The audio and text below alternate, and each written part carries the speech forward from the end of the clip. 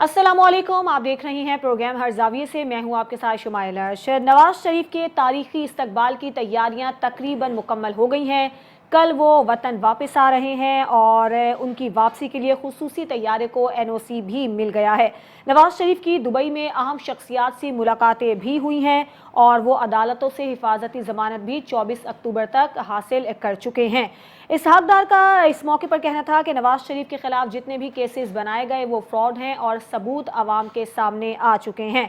नून league तो इंतहाई पुरुम्मीद है नवाज शरीफ की वापसी के हवाले से, और सवाल ये है कि जो नून लीग की इत्तेहादी जमातें हैं वो नवाज शरीफ की वापसी को कैसे देख रही हैं। कल हमने देखा था कि बिलावल भुट्टो ने बयान दिया था कि सिर्फ एक शख्स की वापसी तक इलेक्शन को रोका गया है। फिर हमने आज देखा कि फैसल करीम कुंजी ने यह बयान दिया कि अब इलेक्शन हो जाएंगे क्योंकि नवाज शरीफ वापस आ रही हैं। तो क्या नून लीग की इत्तेहादी जमातें कहीं तहफ़्फ़ुज़ात का शिकार तो नहीं है, कहीं वो खौफज़दा तो नहीं है। और फिर आज हमने ये भी देखा कि 90 रोज़ में आम इंतखाबात का केस सुप्रीम कोर्ट में समाअत के लिए मुकर्रर कर दिया गया है। नवाज शरीफ की वापसी क्या नए वज़ीर आज़म की आमद है, इसका आज के प्रोग्राम में हम जायज़ा लेंगे। इसके अलावा गज़ा की अफसोसनाक सूरत हाल के हवाले से भी प्रोग्राम में डिस्कस करेंगे।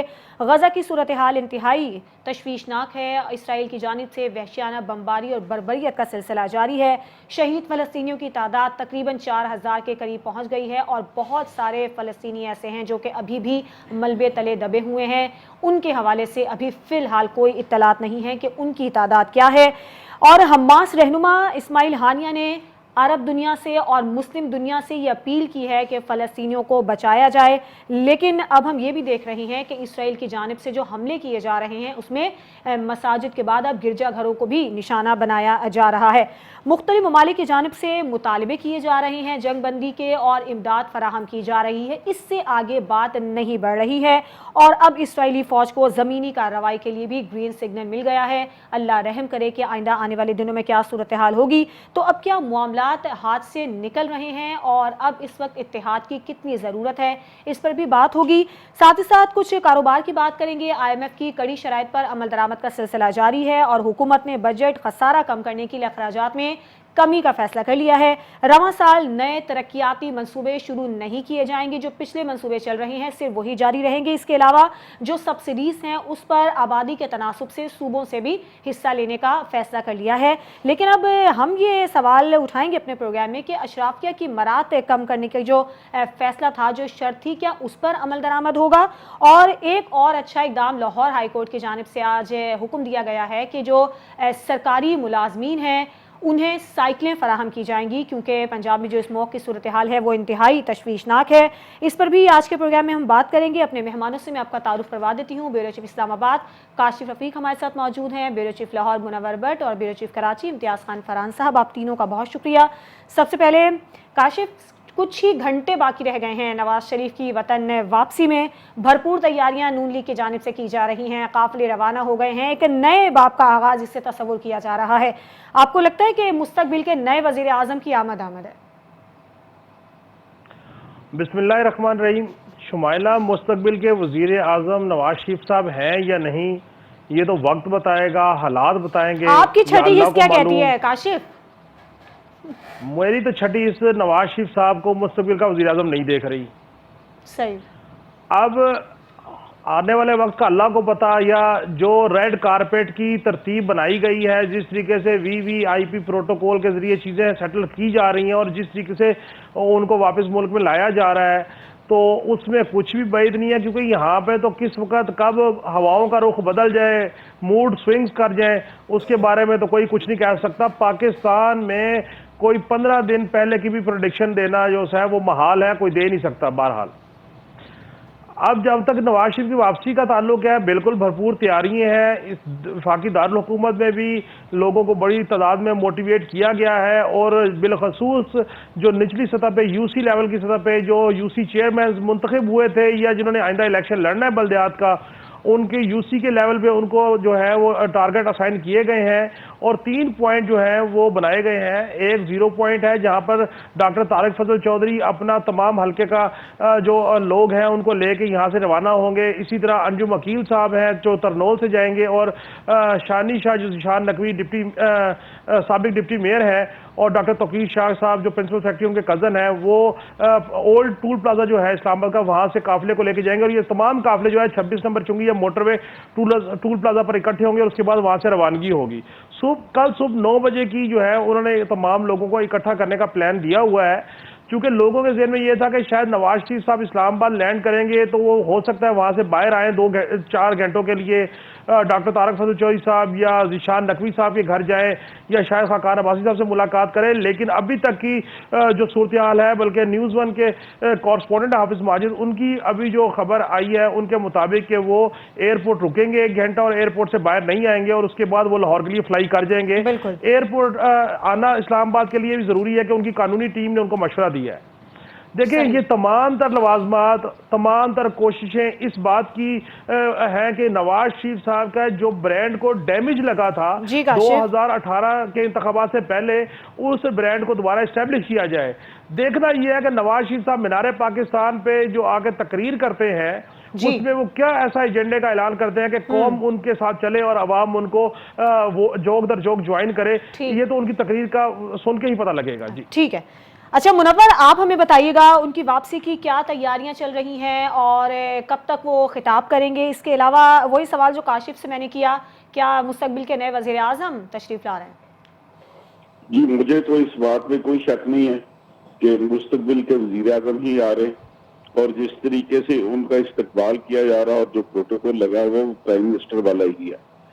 یہ چارٹرڈ طیارے سے آنا اور پھر یہاں پہ سول ایوییشن کا وہ پھول کی پتیاں برسانے کے لیے اجازت دینا اور پھر اپنا مانیٹرڈ قسم کی ڈیجیٹل کنٹرولڈ گاڑیاں ان کو پرمٹ کرنا, پھر مینار پاکستان کے گراؤنڈ میں جہاں جس حد تک ممکن ہے کرسیاں لگا کے دینا اور پھر وہاں پہ جو گرین ایریا اس کو بھی جلسہ گاہ میں شامل کرنے کی اجازت دینی. تو یہ عام سیاستدان کے لیے یہ چیزیں نہیں ہوتی, اسی کے لیے ہوتی ہے جو پاور میں آ رہا ہو یا پاور میں ہو.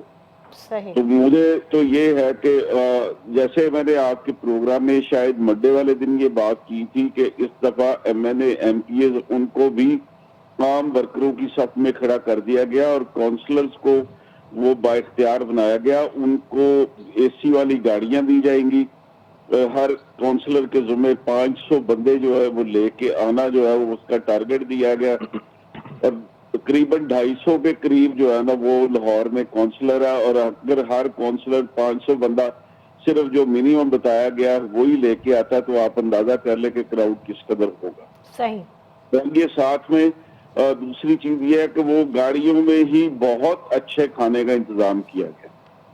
ہر گاڑی میں جو مٹن اور دوسرے جو کھانے جو کہ عام آدمی جو میرے جیسا آدمی تو سوچتا بھی نہیں ہے کہ شاید وہ افورڈ کر سکے تو اس کے لیے وہ کارکنوں کے لیے اس طریقے کا کھانا جو ہے نا وہ اس کا انتظام کیا گیا. ہر گاڑی میں وافر مقدار میں کھانا ہوگا. جتنے کارکن اس گاڑی میں بیٹھیں گے ان کی ڈیجیٹل مانیٹرنگ ہوگی. وہاں گاڑی میں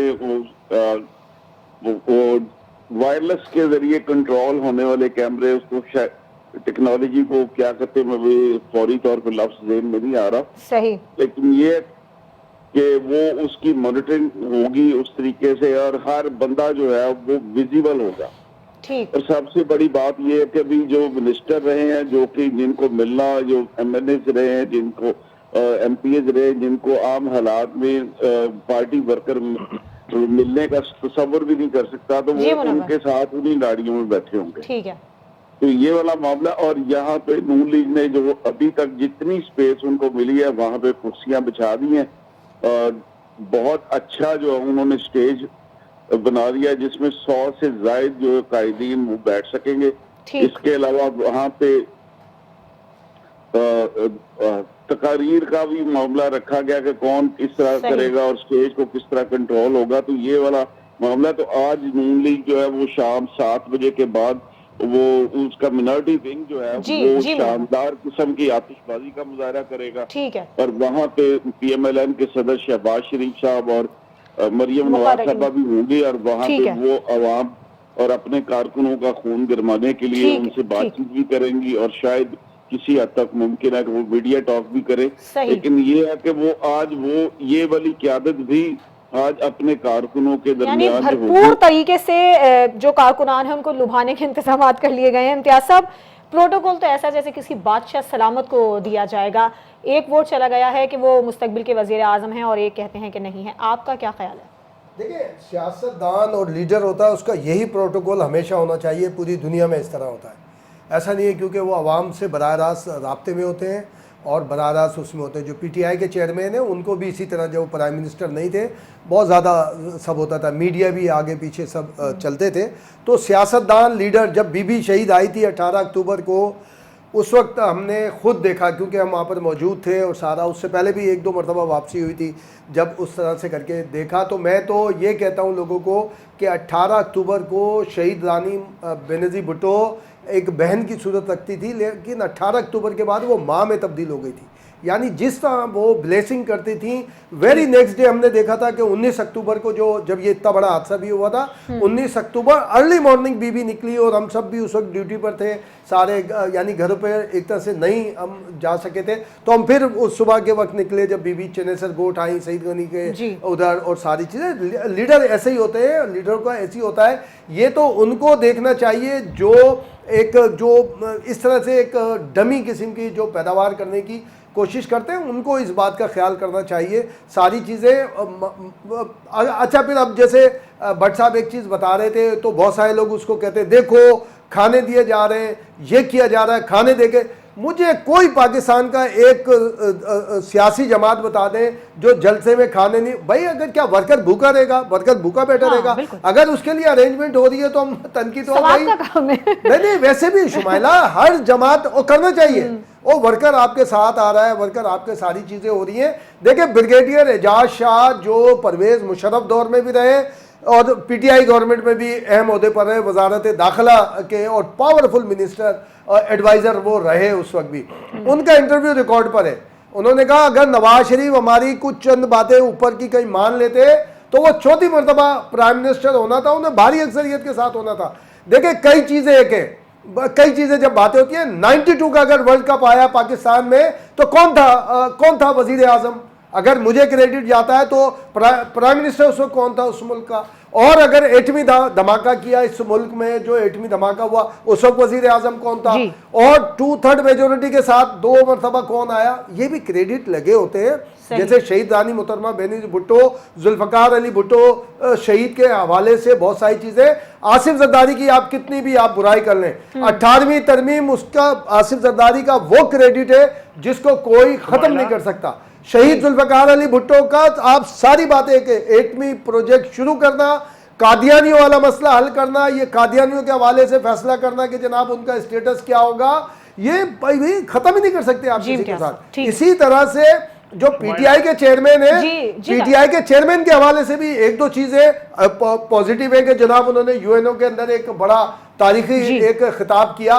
तो सियासतदान, जो हर सियासतदान लीडर नहीं होता, और जो लीडर होता है वो लीडर ही होता है। वो हाँ या ना में जवाब देना, बिल्कुल देखे बनना चाहिए, ठीक है, बनना चाहिए। और उनके साथ जो रुकावटें हैं 18वीं तरमीम के जरिए, तीसरी, कल भी मैंने कहा था, तीसरी मरतबा वजीर आजम बनने के लिए रास्ता हमवार हुआ था। जाहिर है कि ये एक प्रोसेस है, जो वो जिन केस में वो कन्विक्टेड है, उसका जब स्टेटस सामने आएगा, उसमें जब बरी हो जाएंगे तो वो एलिजिबल होंगे। अदरवाइज जाहिर है कि एलिजिबल नहीं है, एलिजिबल होते ही मैं समझता हूं होना चाहिए। काशिफ क्या कह रहे हैं? मैं ये कह रहा हूँ कि एक तो मुझे ये खुशी है कि मामला इतना आगे गया कि मामला बिरयानी से मटन तक पहुंच गया। चले चले कारकुन मटन तो खाएंगे। दूसरा इस बात की खुशी है कि इम्तियाज फरहान साहब जो है वो ये देख रहे हैं कि बिलावल भुट्टो जरदारी साहब या आसिफ जरदारी साहब की जमात इस रेस में नहीं है और नवाज रेस में काशिफ बन रहे हैं। काशिफ बीच में रेस में है। नवाज शरीफ बन रहे हैं। नवाज शरीफ के जो स्पीच है ना, स्पीच में आप देख लीजिएगा बहुत सारी चीजें। चले यहाँ फिलहाल ये फैसला हुआ है कि 2-1 के तनासुब से जो फैसला है नवाज शरीफ के हक में जा रहा है कि वो मुस्तकबिल के वजीर आजम होंगे। एक ब्रेक का वक्त हुआ है, ब्रेक के बाद जब हम वापस आएंगे तो इसराइली फौज को जमीनी कार्रवाई की इजाजत मिल गई है। ऐसा लगता है कि मामलात हाथ से निकल गए हैं। दूसरी जानिब हमास के रहनुमा की जानिब से ये अपील की गई है मुस्लिम दुनिया से कि फलस्तीनियों की मदद की जाए। इस पर बात करेंगे एक ब्रेक के बाद।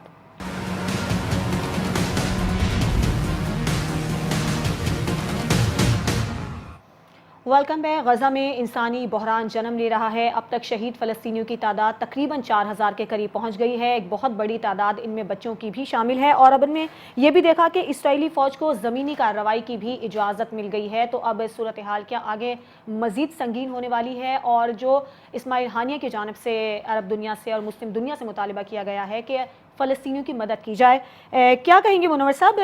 क्या मामलात हाथ से निकल रहे हैं? पहले हाथ में थे। मुझे नहीं लगता ये हमास ने जो कार्रवाई की है उसके नतीजे में फलस्तीनियों के लिए कोई आसानी पैदा हुई है। उनकी जिंदगी बहुत मुश्किल कर दी गई। अब सैकड़ों हजारों लोग जो है वो शहीद भी हुए, जख्मी भी हुए, बेघर भी हुए। अब जख्मियों के लिए अद्वियात नहीं है, जो घर से बेघर लोग हैं उनके लिए खुराक नहीं है, मौसम की शिद्दत है उससे बचाव के लिए कोई सामान नहीं है। दुनिया दो हिस्सों में बटी हुई है। एक कहती कि इजराइल ठीक है, दूसरी कहती कि अभी फलस्तीनियों के साथ जुल्म जो है वो ज्यादा हो रहा है, तो उस जुल्म में कमी की जाए और उनको भी इंसान समझा जाए। तो ये वाला मामला हुआ। तो मैं तो इस मामले में बड़ा दुखी हूँ और मैं समझता हूँ कि ये खून नाहक बहा और वो लोग जिम्मेदार हैं जिन्होंने इस जंग को छेड़ा था। अगर आप जंग को जीतने की पोजीशन में नहीं होते तो जैसे कि फरहान साहब कहते कि फिर सुलह हुदैबिया याद रखें, आप जंग जीतने की पोजीशन में नहीं है तो आप सुलह करें, आप मुआहदे कर ले। उस वक्त तक आप जो है वो अपने आप को तैयार करें। जब आप जंग जीतने की पोजीशन में आ जाए तो फिर अल्लाह की नुसरत भी शामिल हाल होती है और फिर उसके बाद चीजें होती हैं। अगर ये नबी करीम सल्लल्लाहु अलैहि वसल्लम ने ये मिसाल सुलह हुदैबिया की ना दी होती तो शायद आज हम लोग ये कह रहे होते कि ये फलस्तीनियों ने ठीक किया। लेकिन जब हमारे पास नबी करीम सल्लल्लाहु अलैहि वसल्लम की एक मिसाल मौजूद है कि जब तक मुसलमान इस पोजीशन में नहीं आए कि वो जंग जीत सके, उन्होंने कोई गज़वा शुरू नहीं किया। बिल्कुल। तो ये वाला मामला है। यहाँ पे अब अगर फलस्तीन की हिस्ट्री देखी जाए तो ये बहुत ज्यादा डिफरेंट नहीं है। अगर 1 मिनट का मौका हो तो मैं ये इसको बयान कर दूं कि हजरत मूसा अलैहिस्सलाम की कौम तक यहूदियों का वहां पे तसल्लुत था। जब ईसा अलैहिस्सलाम आए और उसके बाद फिर मुसलमानों की हुकूमत बनने तक फलस्तीन में बैतुल मुक़द्दस में ईसाइयों का कब्जा था। जिस टाइम पे हजरत उमर के दौर में इस इलाके को फतह किया गया तो उस टाइम पे क्रिश्चियन कम्युनिटी उनके पास ताकत थी और यहूदियों को इजाजत नहीं थी कि वो बैतुल मुक़द्दस में जा सके। सही। और हजरत उमर के दौर में पहली दफा यहूदियों को फिर इजाजत मिली कि वो किबला अव्वल में जाके अपनी इबादत कर ठीक है रही है। तब तक मुसलमानों के पास थी और जब क्रिश्चियन कम्युनिटी वो एम्पावर हुई है और दुनिया में बरतानिया उज़्मा का कब्जा हुआ है तो फिर दोबारा से क्रिश्चियन के पास ये कंट्रोल चला गया, जो कि 1947 में जाके जिस टाइम पे इजराइल की रियासत की बुनियाद रखी गई तो उसके बाद वहां पे कंट्रोल जो है वो इजराइल का हुआ। लेकिन तमाम जो मसालिक के लोग, मज़ाहिब के लोग थे, उनको ये इजाजत थी है और शायद रहेगी भी कि वो अपनी अपनी इबादत कर सकते, लेकिन कंट्रोल इजराइल का होगा। बिल्कुल। तो ये वाला मामला जब तक इस बाबत सैकड़ों बरस मुसलमान वो यहाँ पे उनका कंट्रोल रहा, सैकड़ों बरस क्रिश्चियंस का रहा और अब दोबारा से ज्यूस की बारी आई हुई है। तो वो जब तक ये मुसलमान खुद को यानी हिकमत का मुजाहरा करना चाहिए था। इम्तियाज साहब, नाहक खून बहा है, ये बात तो बिल्कुल ठीक है। अब इस्माइल हानिया की जानिब से कहा जा रहा है कि अरब दुनिया और इस्लामी ममालिक इससे मसले को ख़त्म करें, मदद करें। बात वही आ जाती है ना, मैं कल भी ये बात कर रहा था, फिर एकदम लोग जज्बाती होना कर लेता है। मैं बहुत बहादुर गयूर कौम है। अभी इसकी हिस्ट्री फ़लस्तीन की अगर आप देखेंगे तो फ़लस्तीन के रहने वाले ये यहूदी भी वहीं के रहने वाले हैं, यानी माइग्रेट किया दूसरे इसमें सारी चीज़ें करके।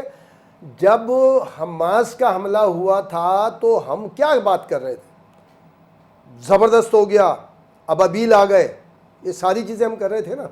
अब वो जब रिटेलिएशन हो रही है, अब वो जाहिर है कि उस पर जो वो बदतरीन कर रहा है, वो आगे सारी वायलेशन कर रहा है ह्यूमन राइट्स की। अब वो उसके पास ताकत है, वो इसलिए सारे ये चीज़ें कर रहा है। तो उसमें आप हिकमत से आगे निकलेंगे ना।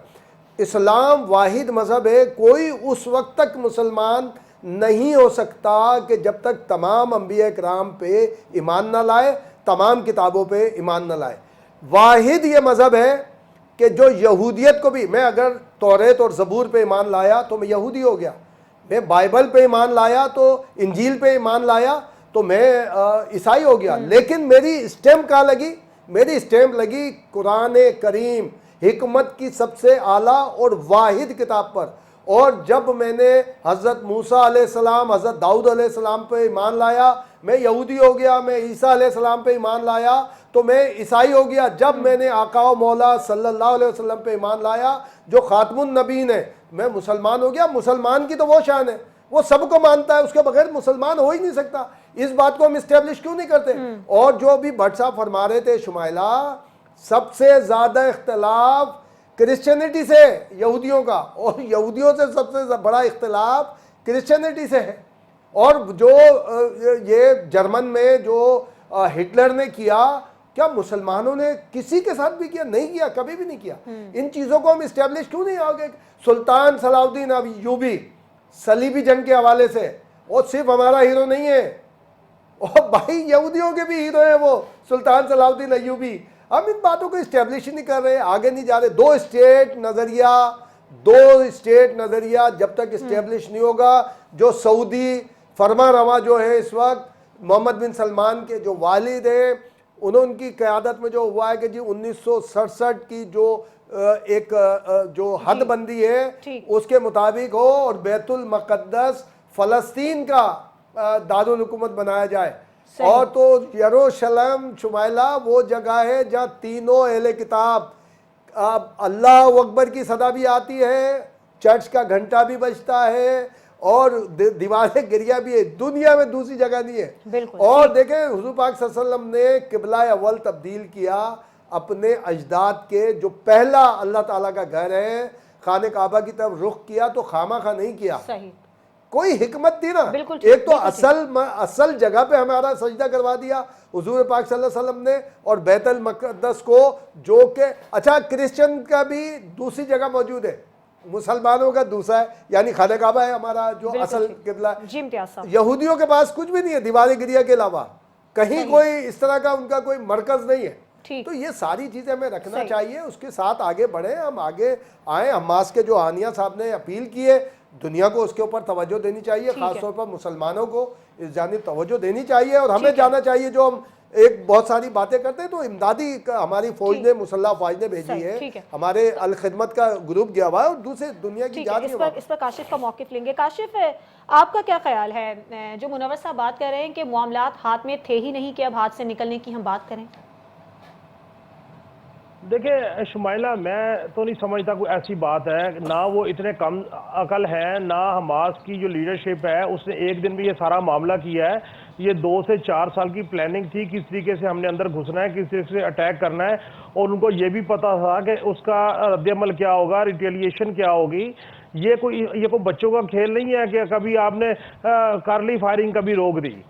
تو میں یہ سمجھتا ہوں کہ یہ پوری ایک پلان تھی اور پلان ہے، اور اس پلان کے پیچھے جو قوتیں ہڈن سائڈ پہ حماس کو سپورٹ کر رہی تھی، وہ حماس کو سپورٹ کرتی رہیں گی۔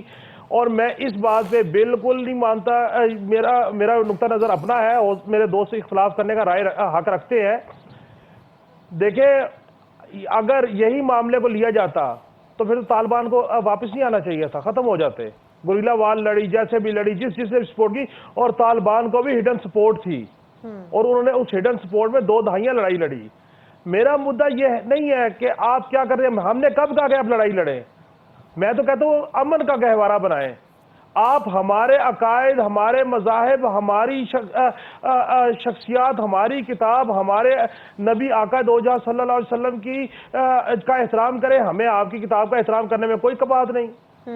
لیکن اگر نبی آخری زمان صلی اللہ علیہ وسلم کی شان میں گستاخی ہو، قرآن پاک کی بے حرمتی ہو، آپ کے قبلہ اول کی بے حرمتی ہو، اور اس کے بعد آپ مظلوم مسلمانوں کو آواز اٹھانے کا حق بھی نہ دیں، ان کو رونا چلنا شروع کر دیں، تو آپ کب تک کام چلے گا؟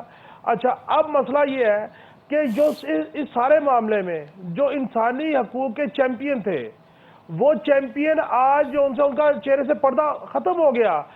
امریکی صدر جو ہے وہ کہتا ہے حماس اور ولادیمیر پوٹن جو ہے وہ ایک ہی سکے کے دو رخ ہے یا ایک طرح کی شخصیت قرار دیتا ہے. امریکہ کہتا ہے کہ ہم ہر حال میں اسرائیل کا دفاع کریں گے. کیا امریکہ نے یہ نہیں کہا کہ اگر کسی ملک میں خدا نہ خواستہ مارشل لا لگتا ہے تو انسانی حقوق سلب ہو گئے پابندی لگا دیتے ہیں؟ کیا امریکہ نے انسانی حقوق کے نام کے اوپر مختلف لوگوں ممالک پہ چڑھائی نہیں کی ماضی میں؟ کیا انہوں نے بوسنیا کے اوپر یہ کام نہیں کیا؟ اچھا اب مزے کی بات یہ ہے کہ یہ وہ منافقانہ رویہ ہے کہ اسرائیل نے پاکستان کے اوپر الزام رکھے، انڈیا کے اوپر بات نہیں کی، کشمیر پہ بات نہیں کی، فلسطین کے مظلوموں پہ بات نہیں کرتے. سو دیکھیں یہ جو معاملہ ہے یہ دو مکاتب فکر کی تھاٹ ہے اور وقت لگے گا. اور جو اسماعیل ہانیہ صاحب نے ریکویسٹ کی ہے انہوں نے صرف اس لیے کی ہے کہ جو لوگ بھی اس میں اپنا کردار ادا کر سکتے ہیں وہ کریں، ادروائز ریٹیلیشن ہو رہی ہے اور یہ کام آگے چلے گا. اور یہ کہہ دیا ہے اسرائیلی وزیر دفاع نے کہ اسرائیلی فوج جلد غزہ کے اندر ہوگی. خیر ایک بریک کا وقت ہوا ہے، بریک کے بعد جب ہم واپس آئیں گے تو آئی ایم ایف کی کڑی شرائط پر عمل درآمد کا سلسلہ جاری ہے. اب کیا نئی شرط عائد کی گئی ہے، اس پر بات ہوگی ایک بریک کے بعد.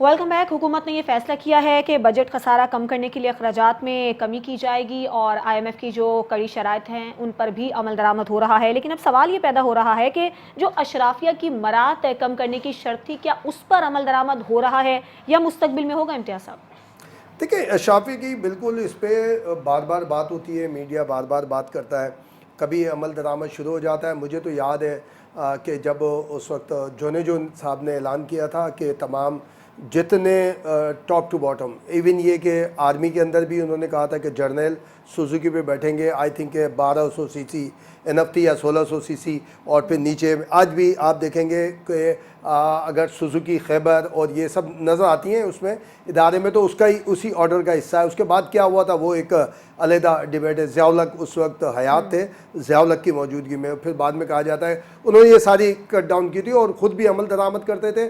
اور یہ تک تھا پھر نواز شریف کا ایک دور آیا، اس میں ہوا کہ جناب جھنڈا نہیں لگے گا، یہ لگا، یہ از خود ہو جانا چاہیے ساری چیزیں. لیکن اشرافیہ کے سے زیادہ ایک بات جو ہے نا، اگر آپ یہ پورے سیاستدان شمائلہ کاؤنٹ کر لیں گے نا پورے ملک میں 1000 1500 ہوں گے، 1500 ہوں گے زیادہ تھا، اس سے زیادہ نہیں ہے کہ جو منسٹر بنتے ہیں جب ہٹ جاتے ہیں وہ ہر ڈی ایس پی کے ساتھ ایک گاڑی چل رہی ہوتی ہے، سیکرٹری کے ساتھ دو چیزیں چل رہی ہوتی ہیں. یہ جو بڑے بڑے افسران ہیں یہ ان سب کی یہ ہم انہیں اشرافیہ میں نہیں گنتے. ہم کہتے ہیں یہ سیکورٹی ہے، یہ تو بیوروکریٹ ہے، یہ تو پبلک سرونٹ ہے. وہ یہ جو سیاستدان ہیں اس کے ساتھ پبلک سرونٹ کا لفظ نہیں ہے، ان کے ساتھ ہے، وہ اس کو ہم کاؤنٹ کرتے ہیں. یہ پوری کی پوری لسٹ بننی چاہیے کہ جو ڈپٹی سیکرٹری ہے اس کے پاس کیا کیا فیسلٹی ہے، ایس ایس پی کے ساتھ دو گاڑیاں، آئی جی کے ساتھ کتنی فار ایور ہوتی ہیں جب تک وہ سروس کے اندر ہوتے ہیں. یہی ہماری جوڈیشری کے اندر ہے. آپ جائیں جوڈیشری میں دیکھیں ہمارے جو سابق چیز یہ آ کے جسٹس چیف جسٹس فائز عیسیٰ صاحب نے کہا کہ جی ایک سنگل اس میں جب پہلی دفعہ ہے تو اب تو واک کرتے ہوئے آ گئے آپ، ورنہ تو یہاں پہ ہم جب یہ سو موٹو کیس کراچی میں چلتا تھا پروٹوکول گن کے تھک جاتے تھے ہم. اتنا تو president of Pakistan prime minister کا بھی نہیں تھا. تو اشرافیہ میں ہمیں ان سب کو شامل کرنا چاہیے. جو سرکاری ملازمین بھی ہیں، جو ایک اسسٹنٹ کمشنر کو دیکھ لیں آپ، جو کہ 18 گریڈ کا ہوتا ہے، آپ اس کی وہ دیکھیں اس کے گھر پہ بھی ایک ٹینٹ لگا ہوتا ہے، سیکورٹی افسر ہوتے ہیں سارے. ان چیزوں کو ہونا چاہیے، کم ہونا چاہیے. لیکن یہ آپ کے ملک میں اس وقت تک نہیں ہو سکتا جب تک سیکیورٹی اسٹیٹ ختم نہیں کریں گے آپ پاکستان کی، کہ ہر ایک کے معاملے میں پنگا لینا ختم نہیں کریں گے نا آپ، کہ کہیں دنیا بھر میں کوئی مسئلہ ہو رہا ہے پاکستان کو کھڑا ہونا چاہیے. اور پاکستان کو اس کی وجہ سے آپ کو بم بلاسٹ برداشت کرنے پڑتے ہیں ساری چیزیں. افغانستان اس کی مثال ہے، کاشف بار بار ان چیزوں کی مثال دیتا ہے. اس کے اوپر کسی نے انشاءاللہ ڈیبیٹ کریں گے. طالبان کے ساتھ ہم نے کیا کچھ نہیں کیا اور طالبان نے ہمارے ساتھ کیا کیا ہے، آج تک کیا کر رہے ہیں، وہ آ کے ایک دم ساری چیز. تو ملک کو سیکورٹی اسٹیٹ سے نکالیں آپ، ایک ریلیف اور ایک جو ایک سوشل اسٹیٹ ہوتی ہے نا، آپ ویلفیئر اسٹیٹ کے اندر لائیں، تب یہ ساری چیزیں ہوں گی. ٹھیک ہے. منور صاحب آپ ان تجاویز کو کیسے دیکھ رہے ہیں جو حکومت کی جانب سے فیصلے کیے گئے ہیں بجٹ خسارہ کم کرنے کے لیے؟ میں تو صرف اس کو آئی واش ہی سمجھتا ہوں، کچھ بھی نہیں ہے. جو بات فرحان صاحب نے کی ہے اصل میں وہ مدعا تو وہاں پہ آ کے شروع ہوتا ہے کہ بھی آپ جو یہاں پہ جو بیوروکریسی کے پاس آپ پورے ملک کی بیوروکریسی گنیں اور اس کے بعد پھر ان کے پروٹوکول اور ان کے اخراجات دیکھیں گے تو پھر سمجھ لگے گی کہ پاکستان میں ہو کیا رہا۔ آپ سیاستدان، چند 100 سیاستدان پورے ملک میں ہیں جن کے ساتھ پروٹوکول ہوگا، آج کل تو شاید وہ اس سے بھی کم ہو گئے، 100 کے قریب، 100-125 ہی رہ گئے پورے پاکستان کے سیاستدان جو کہ حکومتی انتظامات سنبھالے ہوئے اور جن کے ساتھ پروٹوکول لگا۔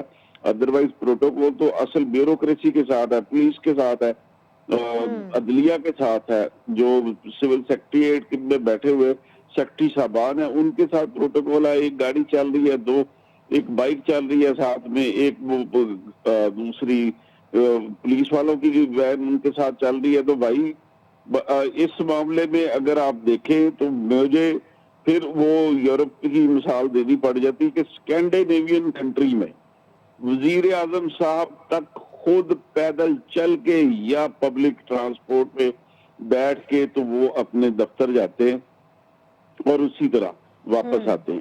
برطانیہ میں سابق وزیر اعظم صاحب ٹرین میں سفر کرتے ہیں۔ امریکہ میں سابق جو صدر صاحب تھے وہ پرائیویٹ جاب کرتے ہیں اپنا رزق کمانے کے لیے اور ساتھ میں پبلک ٹرانسپورٹ کے ذریعے وہ سفر کرتے ہیں۔ جس دن وہ حکومت سے علیحدہ ہوتے ہیں اسی دن وہ اپنا گھر بھی چھوڑ دیتے ہیں، سرکاری اور پرائیویٹ جو ہے فلیٹ یا گھر جو بھی ان کے پاس اویلیبل ہو وہ اس میں جا کے رہتے ہیں۔